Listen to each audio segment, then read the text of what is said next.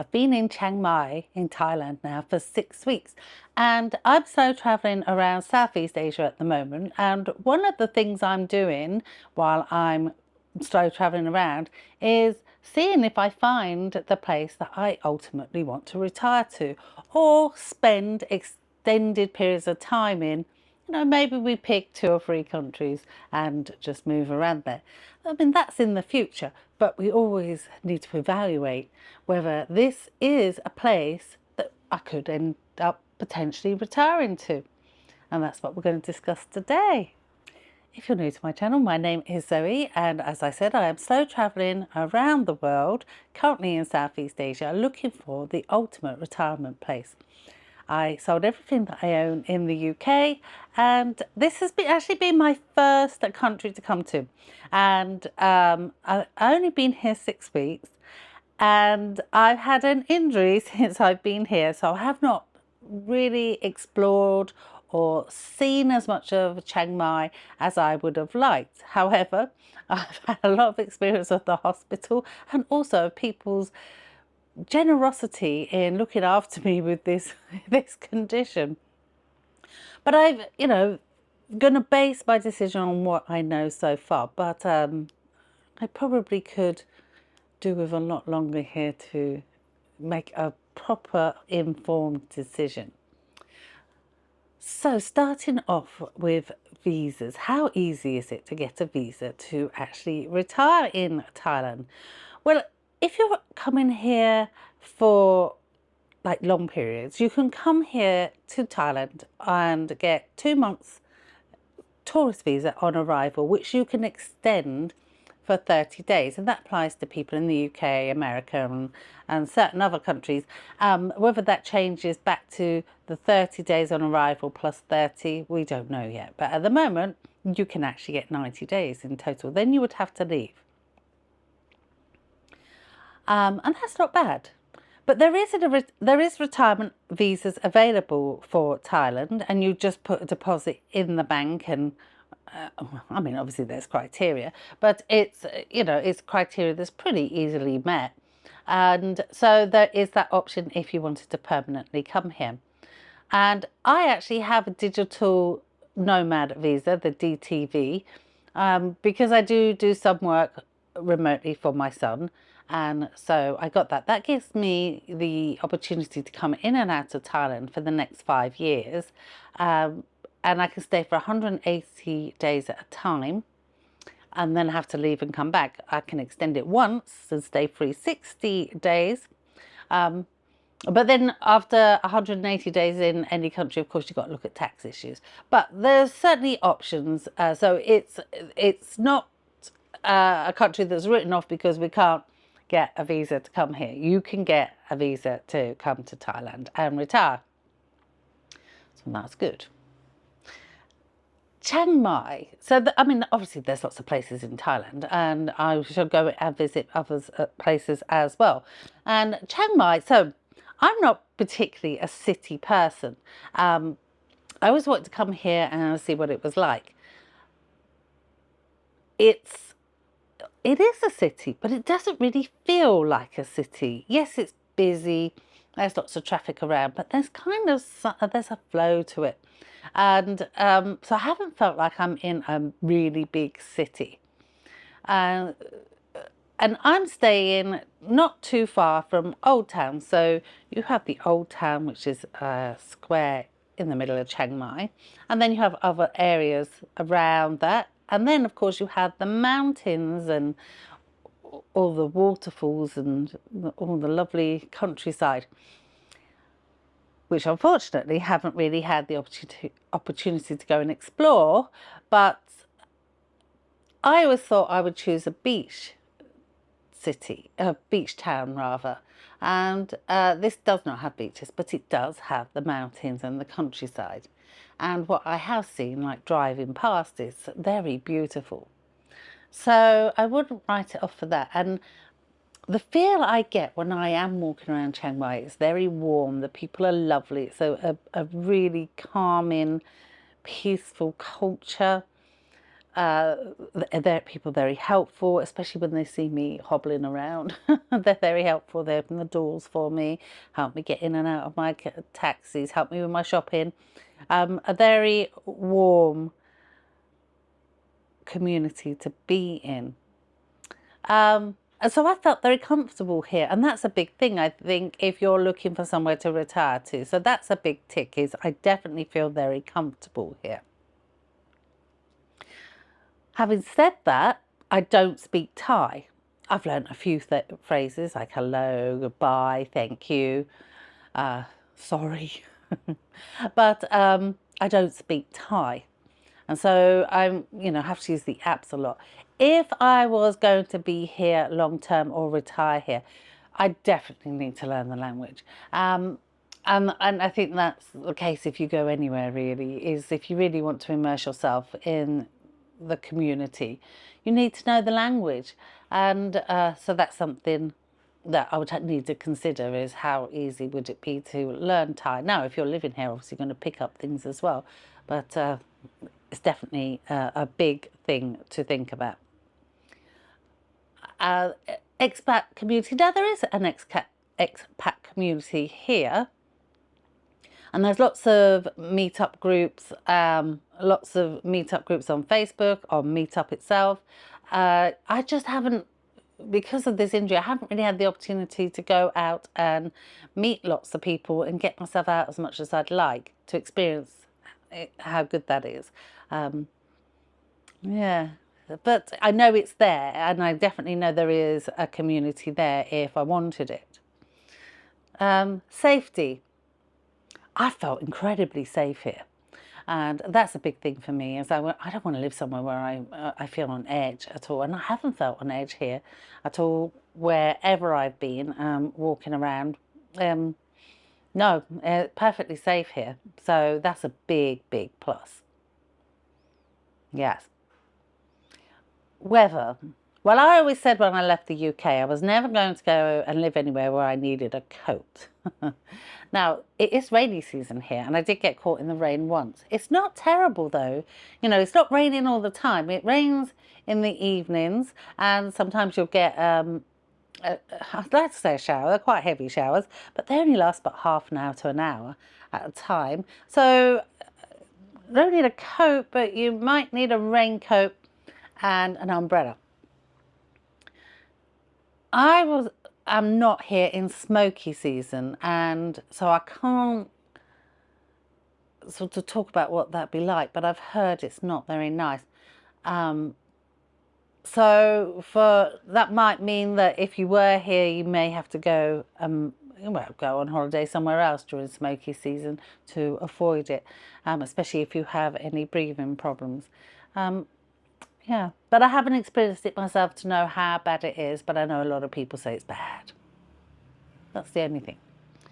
Otherwise, the weather's very pleasant. It's humid, it's warm, but it's not unbearable. It's been very nice here, actually. It's just, yeah, it's warm, but it's nice.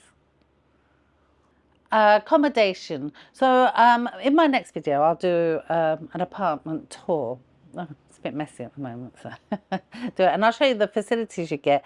And so if this is an example of what you can get in Chiang Mai for the £600 to £700 mark, but bearing in mind that's including all my utilities. So if it was cheaper and you're paying your utilities, but say including utilities, £600 to £700, you could get something like this.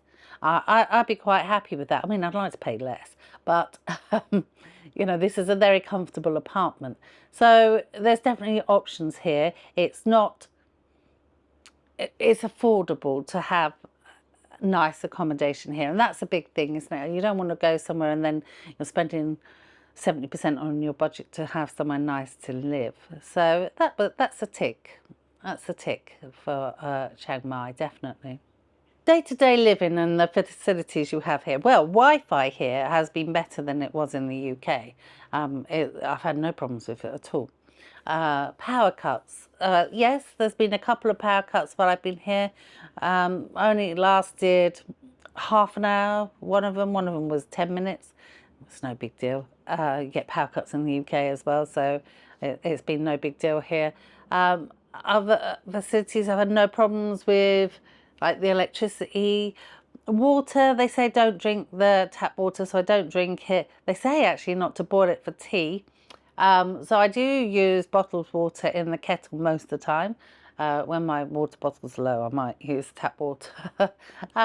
But it's fairly easy and cheap to buy bottled water here. So there's nothing here missing that I would have got in the UK. I'm not sort of thinking, oh, this is missing, I need this. I mean, there's a couple of things that you have to get used to. So there's like the sinks are set up different. You don't have hot water in your kitchen sink and your bathroom sink. But it's not cold water like in the UK when you turn your tap on and freezing water comes out. It's not like that, but it's like lukewarm. It's not hot. But it's funny what you get used to, isn't it? Very funny. No oven. And I think that's it, it's quite rare to have an oven. An oven would be nice because I do like cooking, but I'm managing with the stove top. Yeah, it's been perfectly comfortable. So yeah, there's nothing that no, there's nothing glaringly obvious missing to have a comfortable life. No. Food and groceries. Well, Thai food is absolutely delicious. If you love Thai food, then you're in heaven here, which I do. And it's not expensive to eat out here if you eat local and Thai food. And groceries are not overly expensive, and I did do a video on that. There are some things that are more expensive than the UK. Imports definitely, but if you can try and find like for like. You can get lots of your fruit and vegetables and your meats from the markets. So there's, getting what you need is not a problem here. And there's a massive culture of night markets here. And like we've all heard of the Sunday night walk-in market, which I did a video on. And there's some big ones here, but even like there's one just around the corner from me every evening, and there's one around the other corner from me. And I was driving around in my taxi the other day, and I found another one that's like a 2-minute walk from here. I mean, they're just dotted everywhere. Lots of small ones as well as your big main ones. And it does seem to be a really big culture here, and it's lovely because you can just go and enjoy a nice meal. If I hadn't have had this injury, I would have been at night markets every single night. I love that, and you just see people out and about and enjoying themselves. I just really like that. Yeah. And the fact that you don't have to cook, that's a bonus as well. I don't mind cooking, but it's always a bonus, isn't it? Now, for me, walkability and getting around and getting to places is a big thing. Now, Chiang Mai is a walkable city. Now, some of the pavements and the sidewalks can be a challenge. And I'm not really 100% sure on how the zebra crossings work here. So I've worked out if they've got lights, wait for the lights. But when they haven't, it's a little bit of just step out and hope that they don't run you over. I've not got run over, so it's been fine. It is a walkable city, I would say, and you can get to most places within 20 minutes that you want to get to. There's those red, what do they call them? The red truck buses that go around, and there are not timetables, but there's routes for them, and they go to different places. You can do that. Now, because I've had this injury, I've been using Grab taxis a lot, and they're very reliable and very affordable. So most trips have cost me about £1.60, £1.70. If I'm going into town or I'm going to the hospital. Yeah, it's very affordable. So I've been able to get around a bit like that. And so yeah, it's not been a problem at all. Now,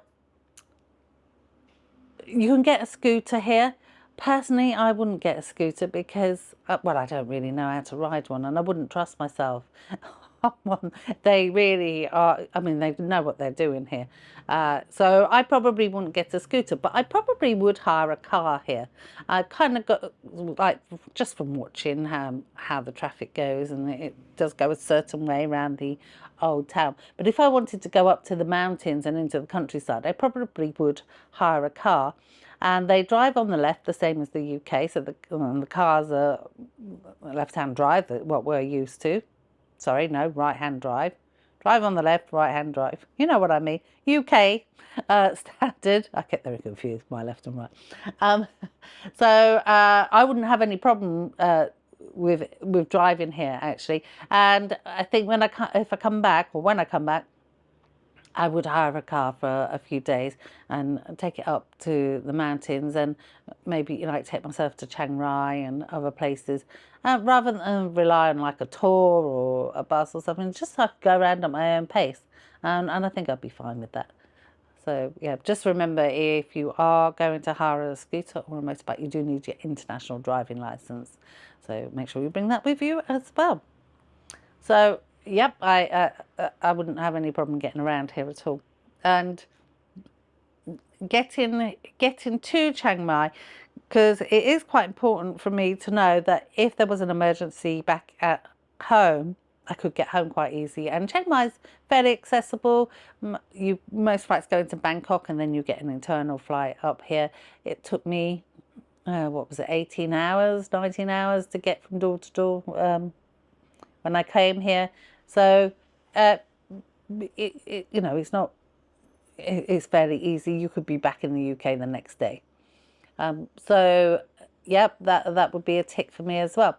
Now, the big one is medical, and I've unfortunately had experience of that while I've been here, and it's been top notch. There's plenty of hospitals around here, private international hospitals. They're not overly expensive. They're definitely nowhere near the private cost that you'd pay in the UK. And I can't tell you what public hospitals are like, because I didn't use them. I actually used Chiang Mai Ram, but I know there are other hospitals here that are just as good and maybe a bit cheaper than the one I chose. But the medical facilities have been outstanding. The doctors speak English, and if they don't, I mean they do. Most of them, I haven't had any problems communicating with them. Some of the nurses and the physiotherapists, they spoke a little bit of English, but it was fine. We used translators, and it all worked out. I had no problem at all with communication. So yeah, great service here. I had an MRI this week. I had to go to an MRI centre, and I got booked in the same day, and the lady at the hospital helped me book it. And I got there, got changed into my gown, got in the machine, came out from my MRI. By the time I changed back into my clothes, the imaging was all ready for me to take back to the hospital with me. I mean, super quick. It cost me £170 for the MRI. It's not too bad, is it? And my doctor's visits have been costing me between £16 and £25 a visit. Yeah, physio was £16 a visit. So it's very affordable. Obviously, I do have travel insurance, and that's very important that you need that. But yeah, it's, if you have to pay for it yourself, it is affordable. So all in all, would I retire to Chiang Mai? I have to answer that it is a possibility, but I don't think I've been here long enough or experienced enough of it to give a definitive yes, this is my retirement destination. I would need to come back and spend a few months here, really experience it, injury-free, so I could see what it was like. But there are definitely no red flags as to why I wouldn't come here. Perhaps the only one is, how easy could I learn the language? But other than that, there's no reason at all so far why I wouldn't give this serious consideration. I've absolutely loved my time here. And and the only other negative is it doesn't have a beach, but it does have beautiful mountainside and countryside. So it kind of pairs it. Could always go to the beach in smoky season, couldn't I? So there's my thoughts on that. So I will definitely come back here for a long-term stay and really evaluate it. And as my uncle asked me the other day, so where is it on your list? I said, it's the first one I've been to. So he said, so it's number one at the moment. I guess so. But we are off to Malaysia next. So if you missed my cost of living video, I'll put a link to that at the end. That's how much it cost me to live here for a month, which you may find useful. And we'll be off to Malaysia next, and we'll see what we think of that when we get there. But yeah, Chiang Mai, I've absolutely loved it. Next video will be a tour of my apartment, so you can see what you get for between £600 and £700 a month. Thanks for watching. They're my thoughts. Hope that's helpful. I'll see you all soon. Take care. Bye.